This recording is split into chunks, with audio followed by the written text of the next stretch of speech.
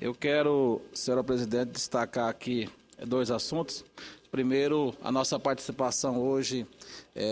em uma reunião no Ministério da Justiça, junto com a Comissão de Agricultura e também a Frente Parlamentar da Agropecuária, onde tivemos vários deputados lá e eu estava lá representando o Senado Federal. E nessa reunião com o ministro José Eduardo Cardoso, também com o ministro Luiz Adams, da Advocacia Geral da União, e mais a presidente da FUNAI, Marta Medeiros, nós levamos a eles, a bancada, a preocupação com a indefinição da questão da portaria 303, que a Advocacia Geral da União editou e logo depois suspendeu. Essa portaria que é, para nós, um marco regulatório relativo às questões de demarcação de áreas indígenas no nosso país. Essa portaria editada pela Advocacia Geral da União, ela nada mais fez do que reiterar a decisão do Supremo Tribunal Federal quando da demarcação da Reserva Raposa Serra do Sol, em que estabeleceu critérios para, a partir de então, ser demarcado novas áreas, como a questão da consulta aos entes federados, a participação dos índios, a participação dos não índios em transitar nas áreas indígenas. E, ao nosso ver, essa portaria da Advocacia Geral da União era uma evolução. A suspensão dessa portaria causou surpresa a todo o setor produtivo brasileiro e a indignação da nossa parte também, da Comissão de Agricultura, da Frente Parlamentar, de que a portaria foi suspensa de forma unilateral, enquanto que a continuidade das demarcações de áreas, que muitas vezes, sem consultar os municípios, sem consultar os estados, sem consultar as comunidades, tem trazido grandes transtornos no interior do Brasil, em áreas que muitas vezes não tem nada a ver com a questão indígena. E a gente sabe muito bem, senhora presidente, que as dificuldades que os índios passam hoje não se refere à questão de distribuição de mais áreas, se refere à questão de apoio por parte da FUNAI, uma reestruturação da FUNAI, porque no último final de semana, juntamente eu com o senador Rodrigo Hollenberg, participamos na Aldeia Alto Xingu, em 14 etnias, 14 aldeias participando, da festa do Quarupi. E nós pudemos conversar com os índios, pudemos dialogar e entender que o índio hoje, ele não quer ficar isolado. O índio hoje quer que seu filho tenha acesso à universidade. O Mato Grosso é o estado pioneiro a implantar a primeira universidade indígena do Brasil. Foi instalada em Mato Grosso, no município de Barra do Bugres, na Universidade Estadual. E os índios hoje querem contato, querem ter energia elétrica, querem saneamento básico, querem ter antena parabólica para assistir uma televisão, querem ter acesso à internet, e isso é perfeitamente normal. E nós não entendemos por que essa vontade, essa decisão da FUNAI de isolar cada vez mais os índios. E essa portaria 303,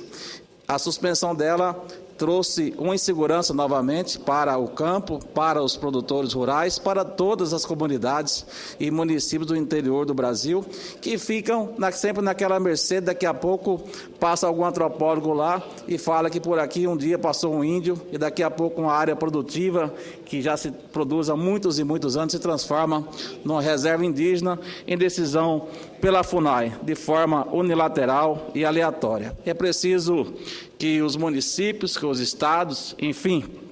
os entes federados sejam consultados. Nós, nessa reunião hoje, colocamos ao ministro José Eduardo Cardoso, ao ministro Luiz Adams, também a presidente da FUNAI, essa preocupação. Se nós vamos aguardar por mais 60 dias a definição se essa portaria 303 vai continuar em vigência ou não, que nós tenhamos também, durante esse período, a suspensão de portarias demarcando novas áreas indígenas do país, porque, de nosso ver, fica desigual de que nós tenhamos a suspensão da portaria, que praticamente seria um marco regulatório, e, do outro lado, continue a FUNAI emitindo portarias, permitindo a demarcação de novas áreas. E a reunião foi muito produtiva. Quero cumprimentar o ministro Luiz Adams de ter a coragem de fazer o enfrentamento e fazer essa portaria, que para nós é uma evolução, e cumprimentar o ministro Eduardo Cardoso, José Eduardo Cardoso, e também de nos receber, debater, e também junto com a nova presidente da FUNAI, que ela deixou muito bem estabelecido, muito bem claro aos presentes a ideia da FUNAI, dessa nova diretoria, da nova presidente, é de que evitar os conflitos, estabelecendo o diálogo. Esperamos que isso aconteça de agora em diante, e a aprovação da PEC 215 na Câmara dos Deputados e depois no Senado Federal será realmente um marco definitivo para resolver essa situação. E também aguardamos ainda por parte do Supremo Tribunal Federal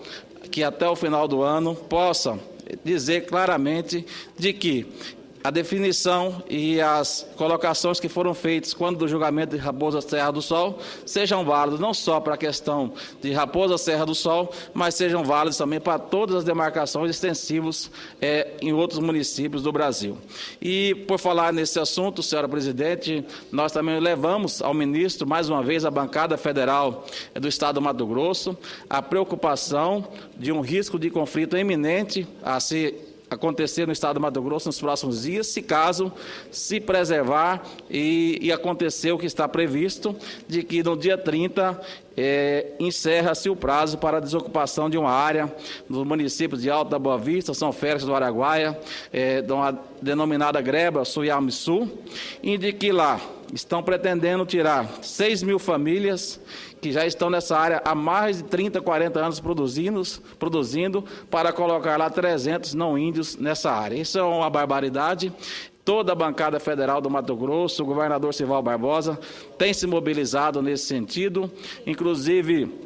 o governo do Estado, o governador Sival Barbosa propôs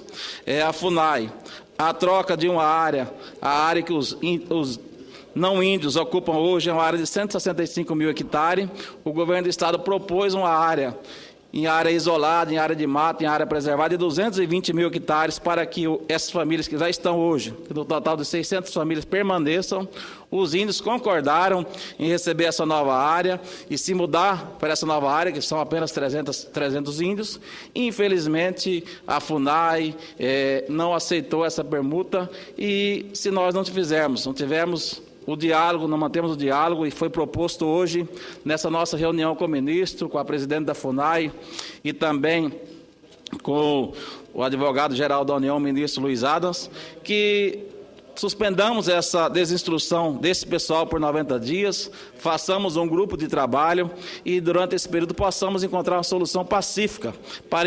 evitar que nessa área possa acontecer conflitos e derramamento de sangue de forma evidente, como está estabelecido. Porque, na verdade, de um lado está os fazendeiros, está os pecuaristas, os produtores rurais que estão lá produzindo, trabalhando em muito tempo, e do lado deles também estão os índios, né? E do outro lado está a FUNAI e está a Justiça querendo tirar essas pessoas. Então, basicamente, o que aconteceu na reserva Raposa Serra do Sol, que foi um equívoco por parte do governo, um equívoco por parte de quem procedeu daquela forma. Hoje, os índios estão na capital de Roraima, em favelas, trabalhando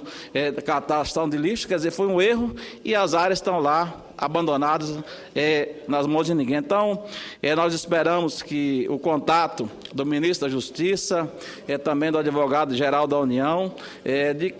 e a posição de governo, de que possamos fazer um entendimento. Essa decisão ainda não está transitada em julgado, tem um recurso tramitando no Supremo Tribunal Federal, que possamos, então, fazer um entendimento junto ao governo e fazer um grupo de trabalho envolvendo os índios, os não índios, a Justiça, o Ministério Público Federal, a Justiça Federal, a Advocacia Geral da União e a FUNAI e o Ministério da Justiça, e encontrar uma solução pacífica para resolver a situação da reserva Malticede, também na Greba Suiamiçu, no estado de Mato Grosso. Essa é a nossa preocupação, e eu queria externar à senhora presidente, como externamos hoje na reunião com o ministro. E o segundo assunto que eu queria aproveitar a oportunidade de estar colocando, na semana anterior tive a oportunidade de acompanhar o governador Sival Barbosa em audiência no Ministério da Fazenda com o ministro Guido Mantega, quando assinou, nesse dia, o convênio em que alonga o perfil, a capacidade de endividamento do Estado de Mato Grosso em contrair novos empréstimos, no total de 4,6 bilhões de reais. E, após a assinatura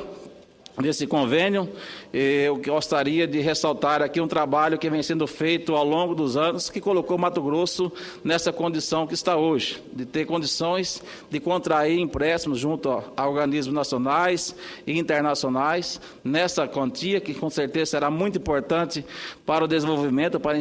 a infraestrutura do Estado de Mato Grosso, mas que para chegarmos a esse ponto, nós tivemos que ter um trabalho. Em 2003, quando o então governador Blário Maggi, e hoje senador, assumiu o governo do Estado do Mato Grosso,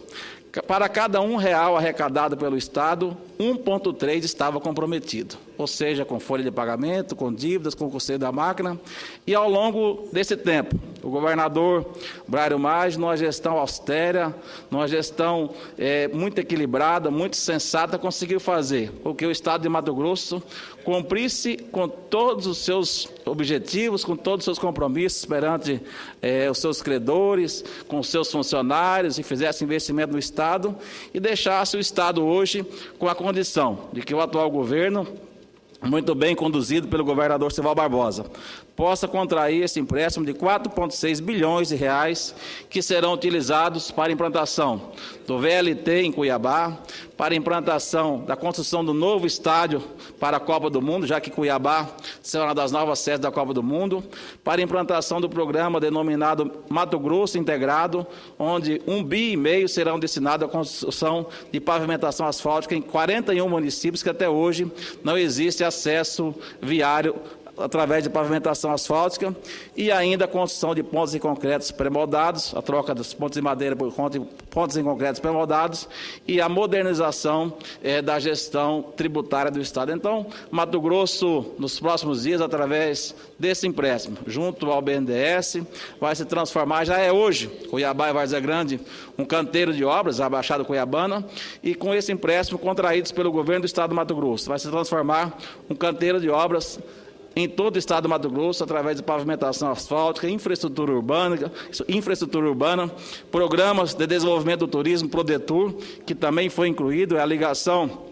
de Cuiabá, através do Lago do Manso, Nobres, Bom Jardim, que é hoje uma das regiões turísticas mais atrativas do Estado do Mato Grosso, a ligação de Santo Antônio do Leveger, Mimoso, terra do saudoso Marechal Rondon, com Rondonópolis, trazendo ali uma rota turística e uma rota alternativa para todas as pessoas que saem de Rondonópolis com destino a Cuiabá ou de Cuiabá com destino a Rondonópolis, tendo a oportunidade de passar nesses municípios que com certeza serão uma nova rota turística. Então, eu quero parabenizar, primeiramente, o governador, ex-governador Blário Maggi, hoje senador, por ter tido a visão de preparar o Estado de Mato Grosso para receber esses investimentos e transformar no Estado que se transforma hoje. E parabenizar o governador Sival Barbosa pela visão estratégica de continuar a gestão feita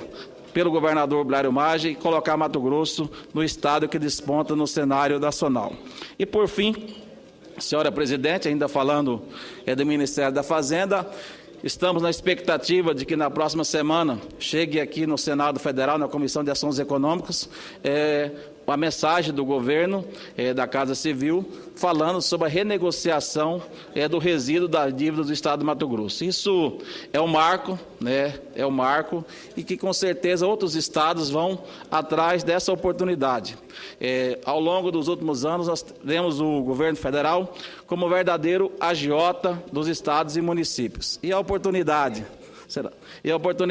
que o Estado do Mato Grosso está fazendo, a sua renegociação de dívidas, fazendo com que busque em um banco privado os recursos com os juros mais atrativos e quite a sua conta com o governo federal e pague para esse banco juros menores, mostra que realmente o governo federal está no caminho errado, no caminho inverso. Ao invés de estar privilegiando, incentivando os estados e municípios a investir em infraestrutura, a apoiar esses estados, está está cobrando juro hoje considerado exorbitante ao nosso ver. E essa renegociação que deve chegar a semana que vem, aqui está o senador Pedro Táxi, com certeza, junto eu e ele e o senador Jaime Campos, vamos liderar para que esse projeto seja aqui aprovado de forma urgente para essa renegociação das dívidas do Estado do Mato Grosso. Para a senhora ter uma ideia, senhora presidente, essa dívida do Mato Grosso ela foi contraída